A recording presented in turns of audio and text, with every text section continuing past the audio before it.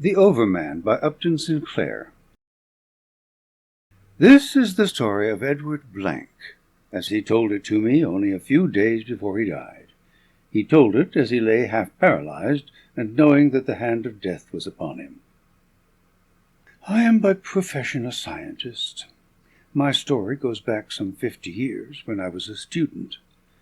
I had one brother, Daniel, 5 years younger than myself, a musician of extraordinary promise. We lived abroad together for a number of years, each pursuing his own work. About my brother, suffice it to say that music to him was everything, love and friendship, ambition and life. He was a man without a stain, whose lower nature had been burned out by the flame of art. I think the one tie that bound him to the world was myself. When Daniel was about 23 years of age, his health weakened, and a long sea voyage was decided upon. I could not go with him, so for the first time we parted, and it was 20 years after that before I ever heard of him again. It was believed that the ship had been wrecked in the South Seas, and I had given him up for dead many years, when it chanced that, as a man advanced in life, I was travelling as a naturalist in Ceylon, and met an old sailor who had been with my brother, and who told me a strange story, how one boat containing 5 men, including Daniel, had outlived the storm and landed upon an uninhabited island, how, after remaining there for several months, they had made up their minds to risk a voyage in their frail craft, and how my brother alone had refused, declaring his intention to remain by himself, with his violin and the few effects that he had saved. How this affected me anyone can imagine. The tale was obviously a true one, and I chanced to have means, and so, getting the best idea I could of the island's location, I purchased a yacht outright and prepared to make a search. The events immediately following bear only indirectly upon my story, and so I pass over them swiftly. We had been at sea for some 3 weeks, and were in the locality we sought, and watching day and night for some sign of the island, when late one evening the native captain of the vessel came to my cabin, trembling and pale with fright, to tell me that the crew had mutinied, and were about to murder me. I rushed to my chest for my revolvers, only to find that every cartridge was gone, and the other's weapon proved to be in the same plight. In this desperate situation, the latter suggested what seemed to be the only possible expedient, that we should make our escape from the vessel in the darkness, and trust to gaining the land. While he crept out to provision and lower a boat, I barricaded the cabin door and waited, and upon hearing the whistle agreed on, I ran to a porthole, and seeing the boat, slid into it. An instant later the rope was cut, and I got one glance at the leering countenance of my betrayer before the ship sped on, and all was darkness. I was alone. The emotions of that night I do not like to recall. Life was still dear to me. It was only when morning came that I lifted my head again and recovered my self-possession. There was no land in sight. I was tossing upon a waste of water, and already beginning to feel the first cravings of the fearful thirst that I knew must come. But by a strange instinct I still clung to my life, and soon a storm arose, and as the waves began to speed my frail boat along, it rose upon one of them, and I suddenly caught sight of a faint streak of land. I seized the oars and set to work to race for my life. I was not used to the effort, and it took all my strength to keep the craft headed aright, while the sea bore it on to its goal. I fought desperately through the whole day, coming nearer and nearer to my hope, but expecting every instant to be my last, and almost fainting with exhaustion. Finally I came to the very edge of the breakers, and then, in spite of all that I could do, the boat was seized by a wave and whirled around. I saw before me a long line of bright green forest, and standing upon the beach in front of me, a single figure, a man, motionless and watching. That moment a breaker smote my little craft, and I was flung into the boiling sea. I did not know how to swim. I clutched at the boat and missed it, and after that I recall only an instant or two of frantic struggling and choking. When next I opened my eyes, I lay upon the shore with a man bending over me, and upon my dazed faculties was borne in the startling truth that the man was my brother. It would have been long before I recognized him, but that he was calling me by name. A creature more changed no man could imagine. Gaunt, hollow-eyed, and wild in appearance, he was scarcely the shadow of his former self. He was clad in a rough garment of fur, barefooted and bare-armed, and with long tangled hair.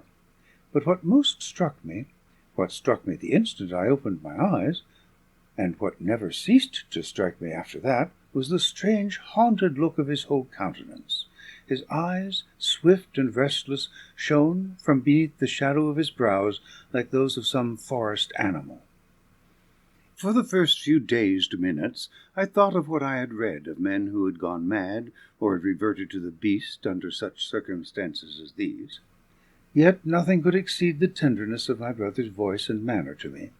He bent over me with a gourd full of milk, which he helped me to drink, and he dried my face and brushed back the hair from my forehead, whispering to me as one might to a sick child. I can remember the very words of our conversation at that strange moment, so keenly did every circumstance impress me. I answered him faintly when he asked me how I did, and he pressed my hand. "You were seeking for me, brother?" he asked. "I was," I said. "I sometimes thought that you might," he exclaimed. "Alas, alas!" I had been overwhelmed with joy as the truth dawned upon me, the truth that I had found him. I had forgotten our mutual plight. "Never mind," I whispered. "We may get away somehow, and at least we can be together." He answered nothing, but helped me lift my head.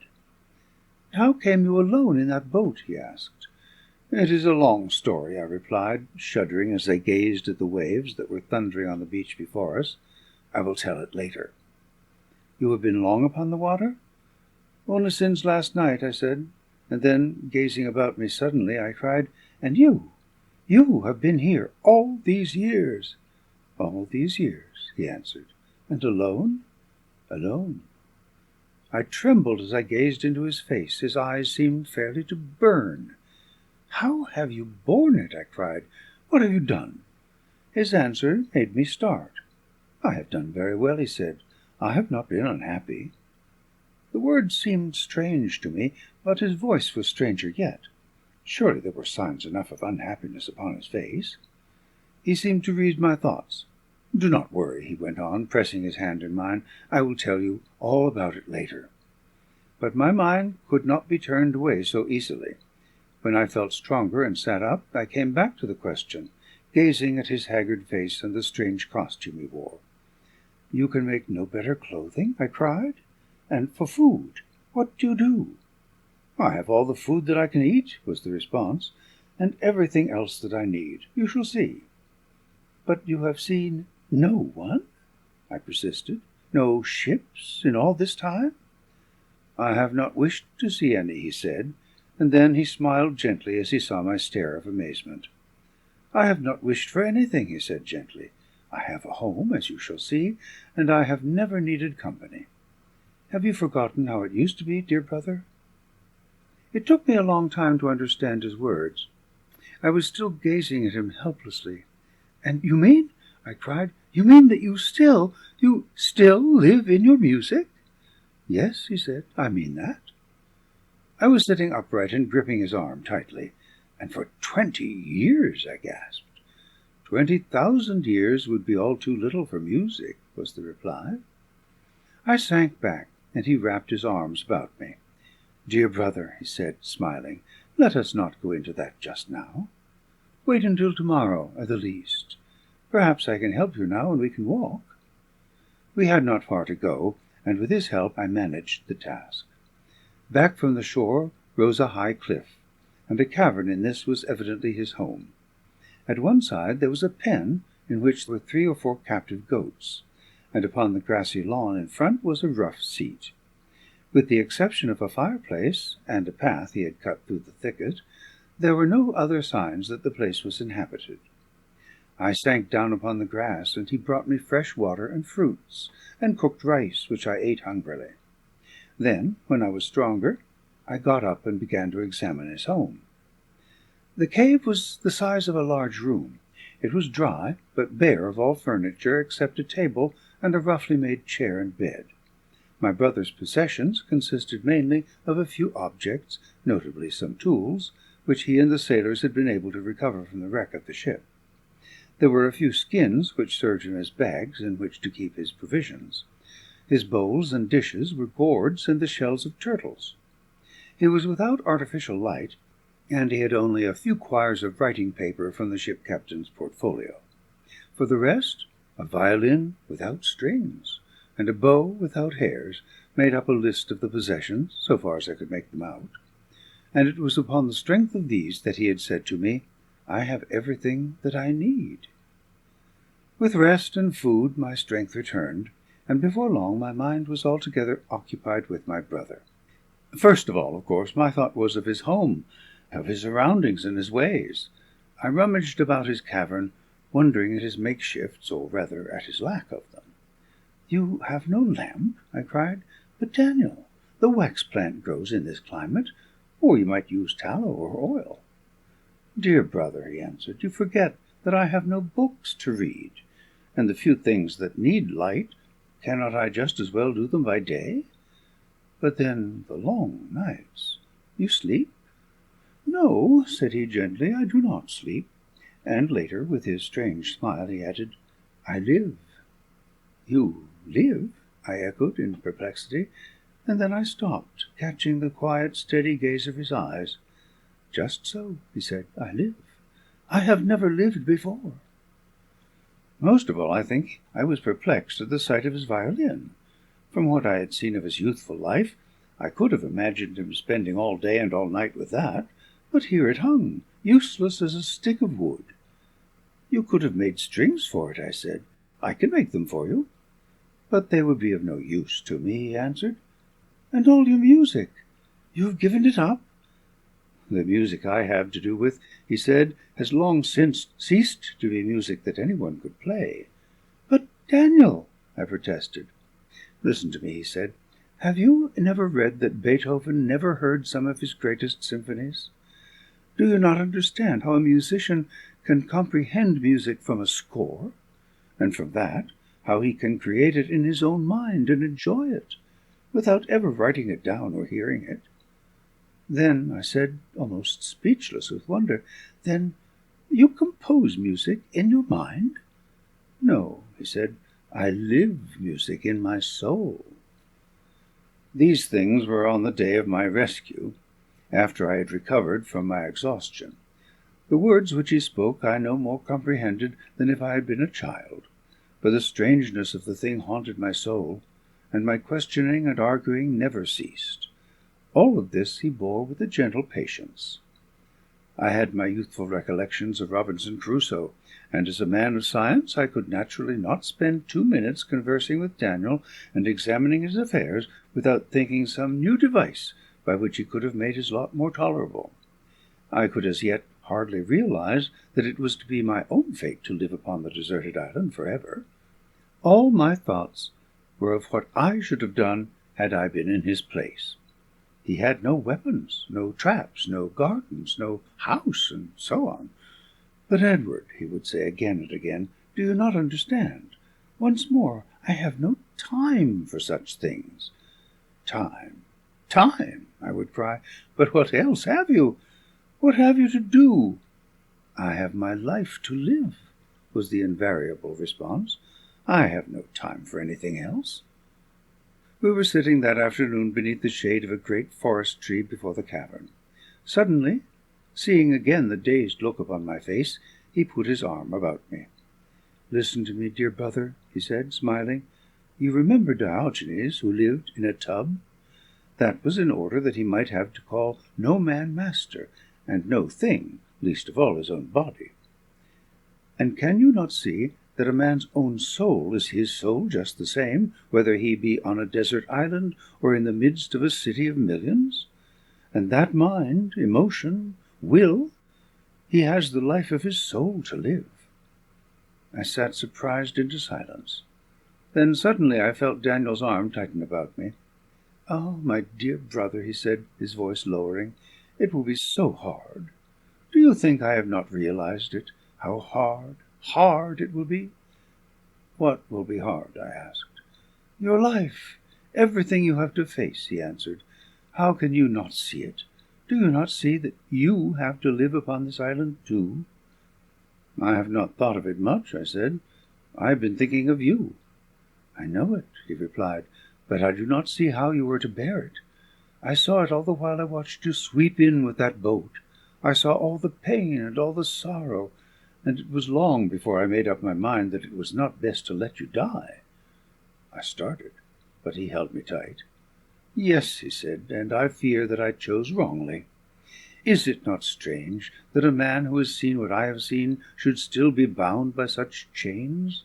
That what I knew would be best I could not do, simply because you were my brother?" He must have felt my heart beating faster. "Listen to me," he went on quickly, but still with his frightful quietness. "Listen to me while I try to tell you what I can hardly bear to tell you. All the tragedy of being is summed up in such a situation as this of ours. I am as helpless before it as you are. Both of us are as helpless as children." I gazed at him again, and suddenly he caught me with the wild look of his eyes. He had no need to hold me with his hand.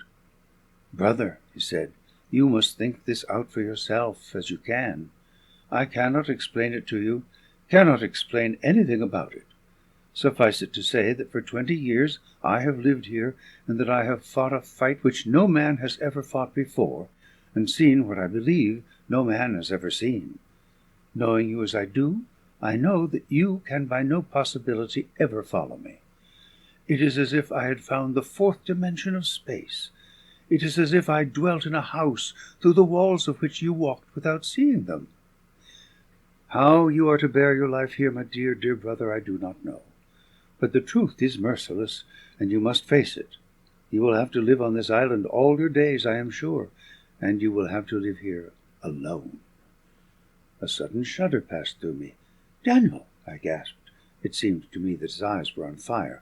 "You mean, I suppose, that you are going away to some other part of the place? To another island?" "Whether I go to another place or not, what matters that? No, I shall not, I think. And rest assured that whatever I do, I love you. My heart yearns for you, and all my tenderness and love are yours. But also that though you were with me and held me in your arms 24 hours a day, yet all the time you would be alone." I could find no word to say. I could scarcely think. "The pain of it," he went on, still quietly, still tenderly, "is that I cannot explain it to any one, that I cannot explain it to myself, that there are no words for it, nothing but the thing. The only explanation I can give is that I am become a madman, and that you must accept the fact. For the thing I do, I can no more help doing than I could help the beating of my heart. All the world of love that I might bear to you, or to any other human soul, could no more enable me to stop than it would enable the grass to stop growing. Again, you must accept the fact.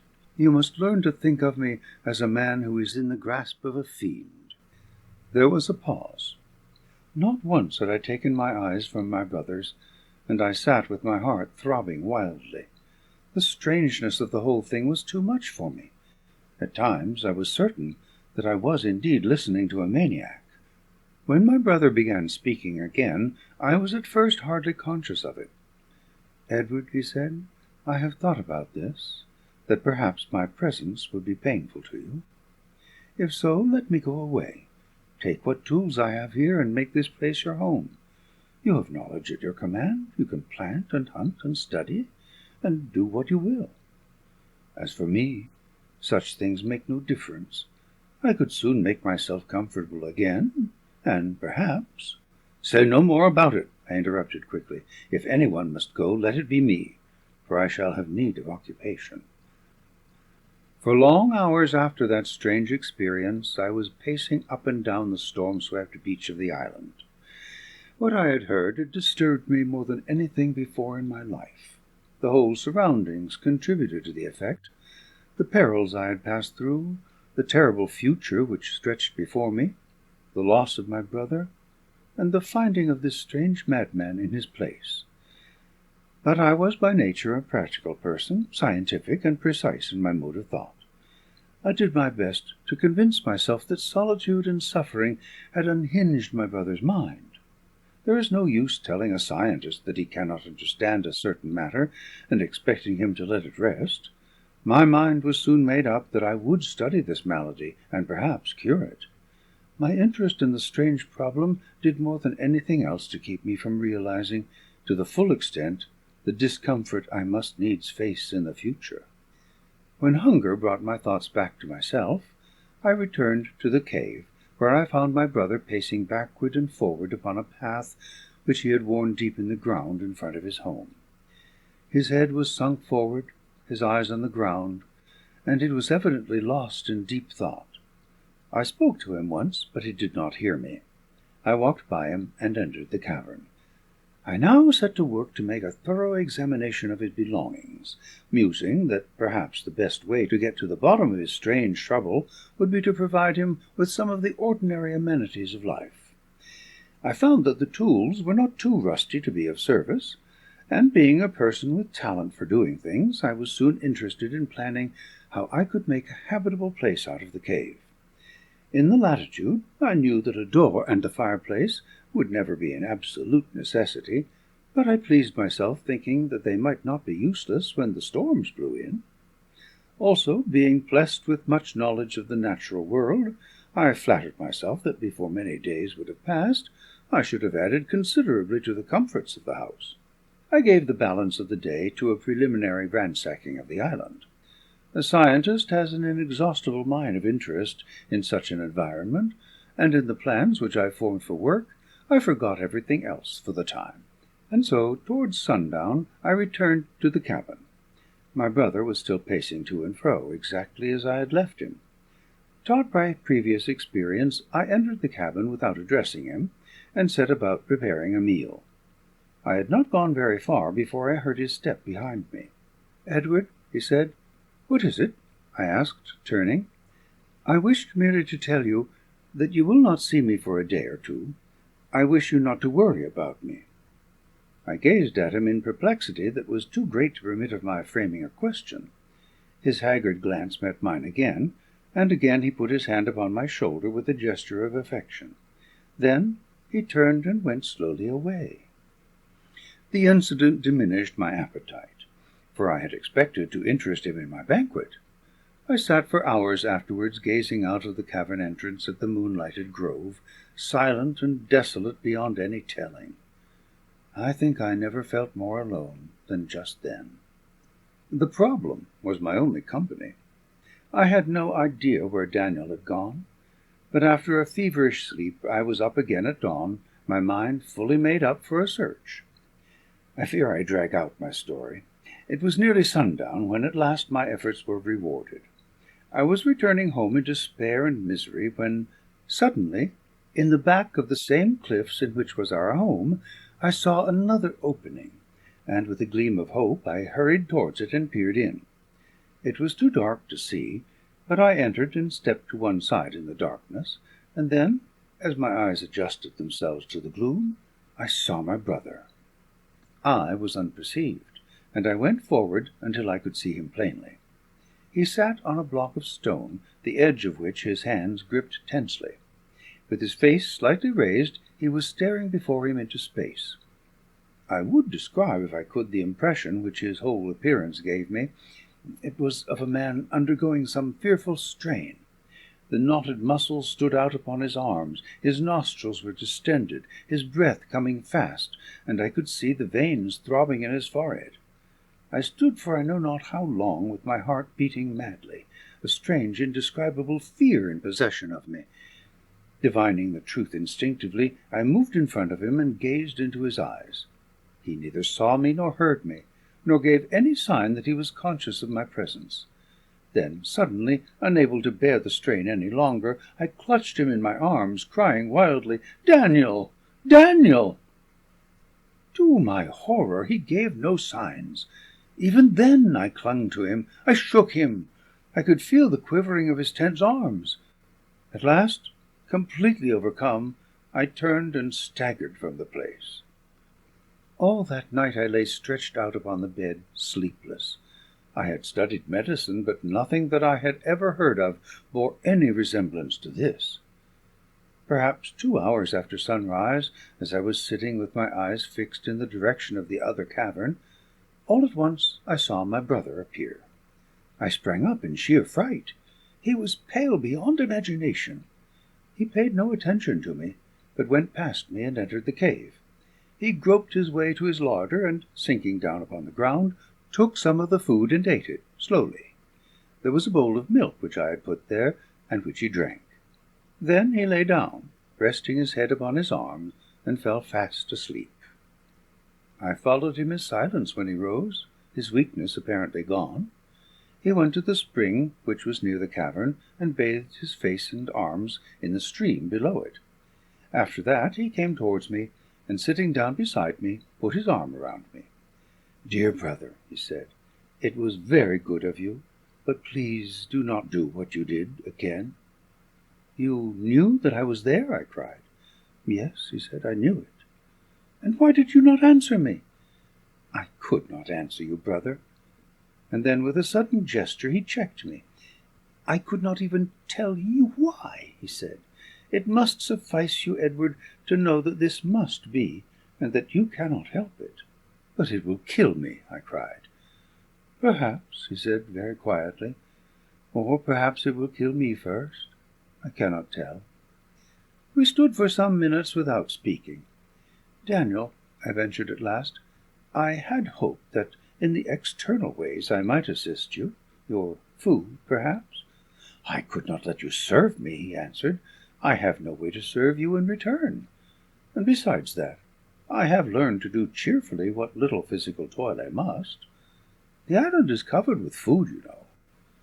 "But if you should be sick?" I cried. "If I should be sick," he said, "I should either get well again, or else die." "Then you do not feel pain?" "To learn to bear pain has been one of my tasks," was the response.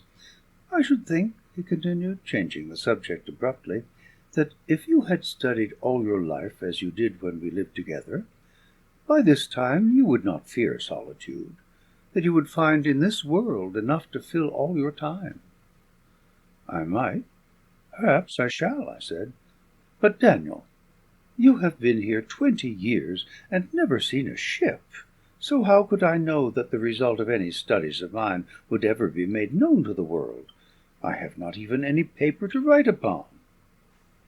The other sat gazing ahead of him at the moonlit water through the trees. I saw the strange smile upon the lips again. "Oh, that sorrow," he said. "I fought with it once myself, and how I wish that I could help you to fight with it.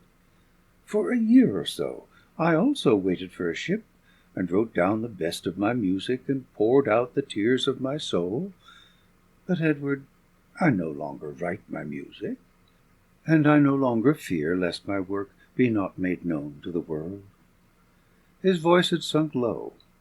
Over the tree-tops a silver moon was gleaming, and his eyes were fixed upon it. "On that huge ball of iron and rock," said he, "there was once power and life and beauty. And now it rolls there through the years and the ages, cold and dead and still. And some day this planet, too, will roll through the years and the ages, and no eye will behold it, and no mind will be aware of it, and the voices of men will be hushed upon it, and the monuments of men will be dust upon it. And, Edward, what then of my music? What then of your science and your books?" I answered nothing. "Perhaps in all the ages that have gone over this island," he continued, "no human foot ever trod upon it before." And so my brother passed on, pressing his hand upon my shoulder, and through the watches of the night I saw him pacing backward and forward upon the long white stretch of sand. A month must have passed after that. I took little heed of the time. I toiled at the cave, I played hunter and naturalist. I was busy with my hands, but very seldom was I happy or at peace. For day after day that silent figure roamed here and there before my eyes, and hour after hour those strange silent vigils to the black cavern continued. I grew more and more restless and oppressed, until at last, one night, at the end of a long and exhausting vigil, my impatience reached its climax. I remember how I sat by his side and caught his hand, like a supplicating child. "Daniel," I asked, "has it never occurred to you that you are unkind to me?" "Unkind?" he asked gently. "Unkind," I said. "I have waited. How long have I waited? It seemed to me that I could not last for ever, that you would not continue to treat me always as if I were a child." "Edward," he said, "I know what you are going to say. I wish that you would spare me." "I cannot spare you," I cried with sudden vehemence. "I tell you I cannot bear it. I tell you I shall go mad. This loneliness and this haunting perplexity, I swear to you that I cannot endure it any longer." My brother sat gazing before him. After a moment I went on, more quietly, pleading with him. "Daniel," I said, "you cannot ever persuade me that you must needs treat me as you have treated me since I came to this place. I came here to seek for you, for that purpose alone, and with love in my heart. And you keep me from you. You treat me as if I were not a human being." "Stop, Edward," cried my brother imploringly. "Do not say such things as that. What can I tell you? How can I say it to you? It is not enough that you should be a human being." "Not enough?" I echoed. Can you suppose, that if this thing of which we speak were mine to give, if by losing it myself I could give it to you, can you suppose I would not do it, and do it with joy? All that love could make possible I would do. How much I would do I cannot tell you. But this that you ask of me, this I cannot do." "You mean," I clung to the argument with my scientific instinct, "you mean that there is in your own life, in your own mind, certain things which could be conveyed to another's?" "I do," he said. "But the use of words," I began. "No words could have any relation to this," he said. "But ideas, Daniel," I protested. "There may be ideas in the mind for which we can find no words, but surely we can approximate them, we can foreshadow them." "There are some things in my mind that are not ideas," was the quick reply. "I do not understand that," I exclaimed. "I know it," said my brother. "That is the point." "But," I cried in vexation, "but what could such things be? How can one think—" "In that high hour thought was not," my brother quoted. I sat silent, and a long pause followed. Then I began once more. "Let me ask you, Daniel, perhaps you do not understand how difficult it is for one mind to believe that it cannot grasp what is in another mind. But this knowledge to which you have come, you must surely have come to it by degrees, by a process?" "Yes," said he. "And of that, surely you could explain to me at least the beginning, which might help me to divine in what the difference consists." He answered nothing for a moment. I went on quickly. "I fear that there must be another reason that you do not realize. Might it not be true that you would find it easier to explain to another than to me? Is it not at all that you shrink from my ways of thinking? Is it not that you know that I have never understood your art? Tell me," he asked suddenly, "what have you thought about me since you have been here?" "What difference does it make what I think?" I cried. "What data have I for thinking anything? I know that I am in the presence of something which haunts me, and also that I have never been more wretched in my life." "Ah, Daniel," I cried, "be fair with me. You have not been fair. Why should you shrink from me as if I were a base person? What harm could it do, even if I did not understand you? I cannot help it, the effect this thing has upon me. I am a grown man, and yet you have turned me into a child again. If you were to tell me about ghosts, I think I should take it for the truth." "Ah," said my brother. "Yes, even that," I cried. "But you think I am not worthy even to guess at your life and your knowledge. No, do not try to stop me. I know that this is the fact. If it were not so, you would trust to love. You would not cast me away from you. You would do what you could." "Be still," "Be still," he whispered. "Do not speak to me that way. I will do what I can. I will tell you what I am able." For a long time he sat with knit brows. Then, at last, he began his story. "I go back," he said, "to the time when I first landed on this island. The ship was wrecked upon the bar just ahead of us, and later, when the sea fell, we set to work to save from it as much as we could. The voyage had restored my health, and I had my violin. And when I ascertained that the place sheltered no wild beasts or men, I was myself well content to remain as long as might be necessary. I had no doubt that some ship would appear in the end, and meanwhile there was nothing to trouble me, except the enforced companionship of men who did not understand me.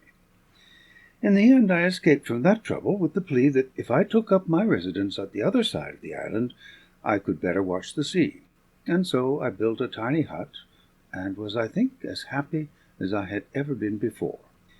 But as the months passed by and no vessel appeared, the situation changed.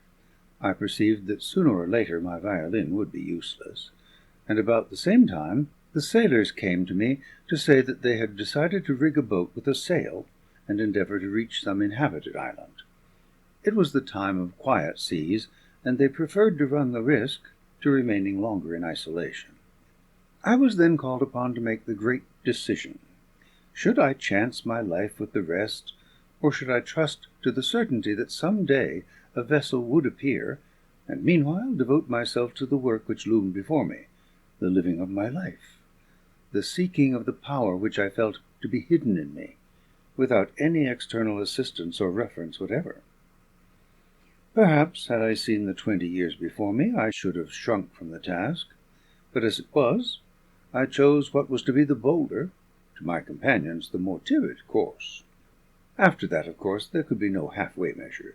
I had to make good my purpose. I had to face either absolute victory or absolute defeat. As I had expected, my violin soon became useless, and, no ship appearing, I perceived in the end that I had to give up that thought too. I have already hinted the grounds of my argument to you. It is my belief that life is its own end and needs no justification. It is also my belief that each individual soul is a microcosm self-sufficient, and its own excuse for being. Each day, as I wrought, I came to be more and more possessed with that truth. It came to be more and more self-evident and final, until at last there came a day when I would not have hailed a ship had I seen one, when the life that loomed up before me within my own heart was a thing of so much interest that the rest of the world was nothing in comparison. At first I had felt just as you feel now. I had been interested in food and clothing and light, and what not else. But in the end I found myself behaving as a soldier upon a long campaign. I strewed my path with the things that had once been necessities, and that now were encumbrances. It proved thus with my violin, strings or no strings. The music that throbbed in my soul and swept me away into the far spaces of my being, it was no longer to be limited and restrained by what human fingers could achieve. It was as if I had once plodded upon the land, and now discovered wings.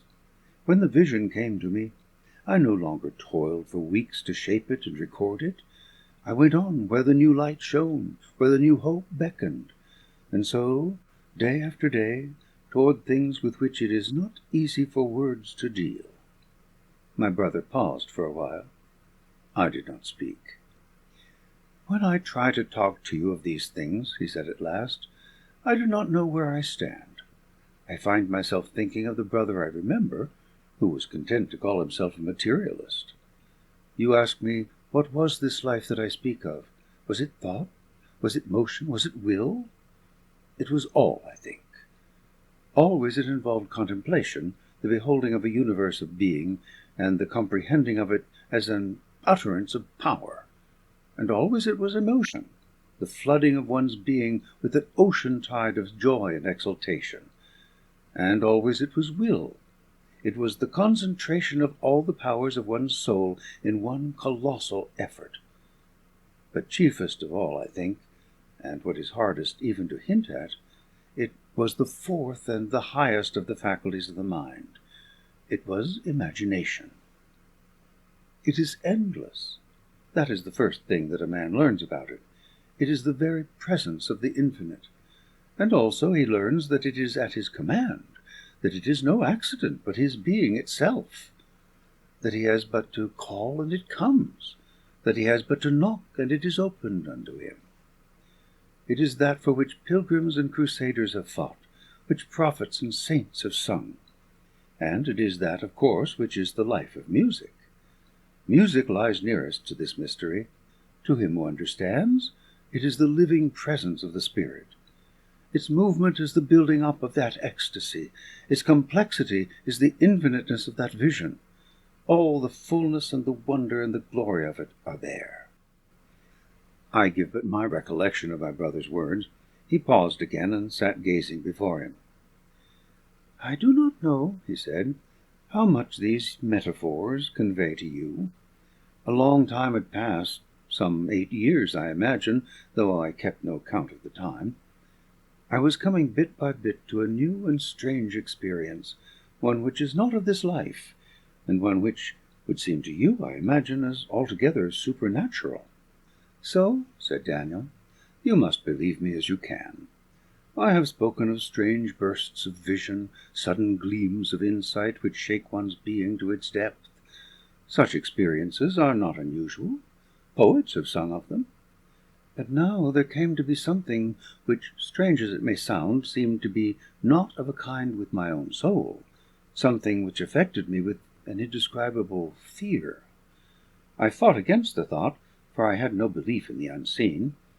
I strive to put into words something that cannot be put into words, but I was like a man groping in utter darkness and touching something alive.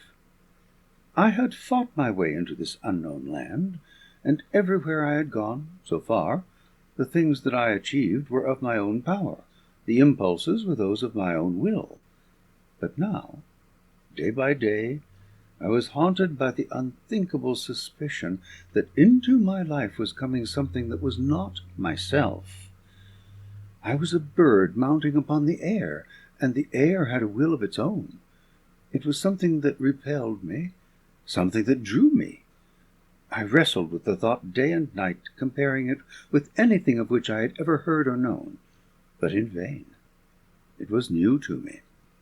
These things of which I speak you must understand as happening in the midst of a tempest of emotions. I sat in a state which there is no imagining. I ate nothing for days. I sat for days without moving, until at last there came the climax, a desperate resolve, a mounting up, a battling with unseen forces, a knocking upon unseen doors, and then a sudden rending away of barriers, and the inpouring of a sea of life. I can only use metaphors. I was a traveller, and I had toiled towards the sunrise, climbing peak upon peak, and suddenly I had stepped out upon the summit, and stood transfixed with the glory of an endless vision of dawn. My brother's voice had sunk to a whisper, and his hand lay upon my arm. I cannot tell you how his words had affected me. "And this thing," I ventured, "is it real?" "It is real," he said. "There is nothing else so real." "And it is a heaven?" "No," he said, "it is another earth."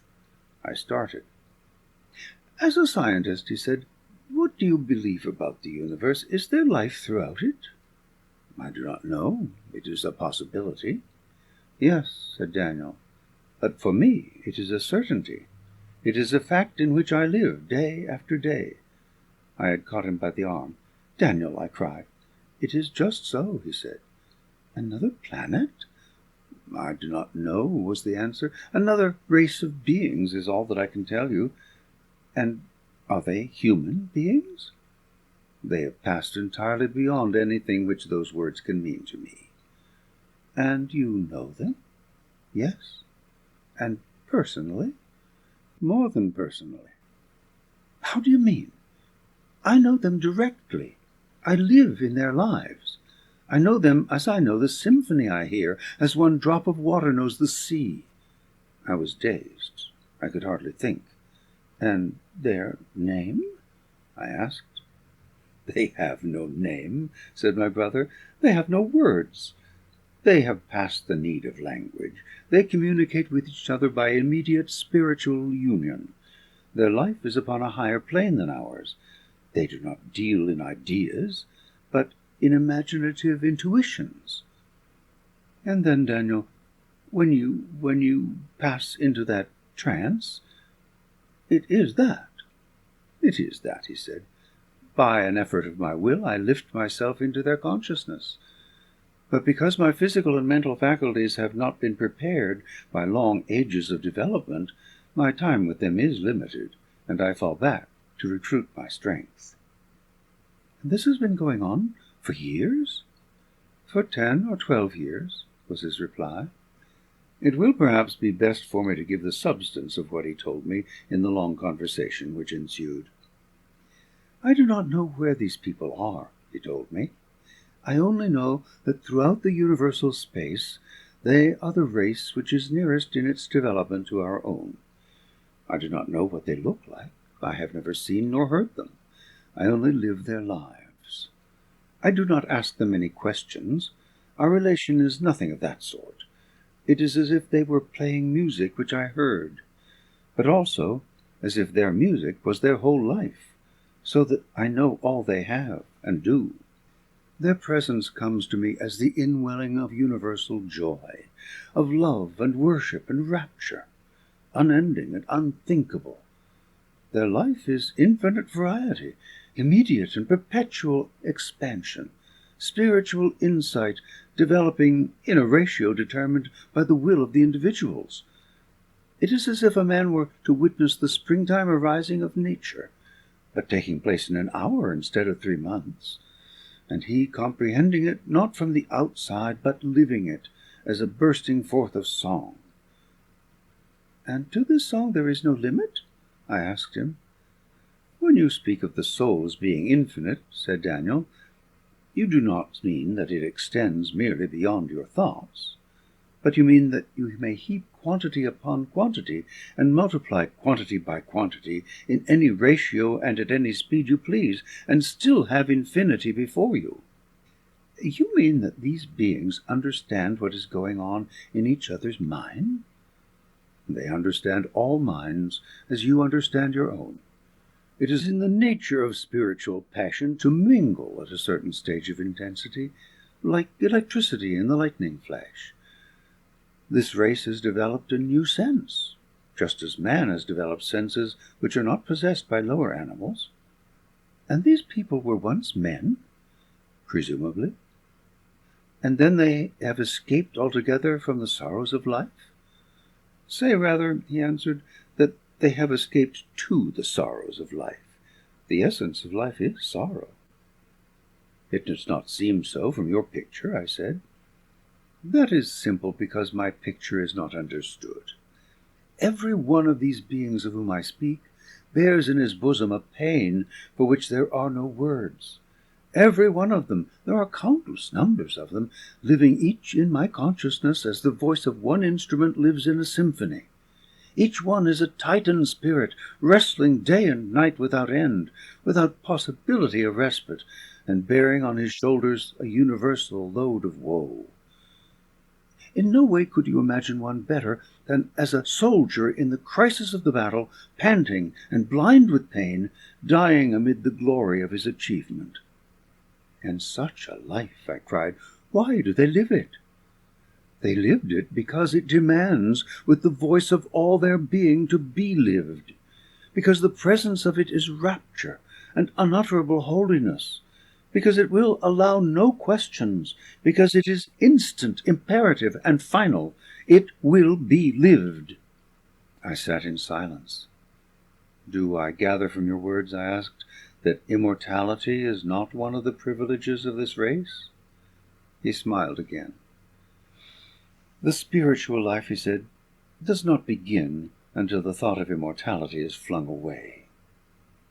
A man's duty looms up before him, and in his weakness he will not do it, but puts the fruition of his life into another world, where the terms are not so hard.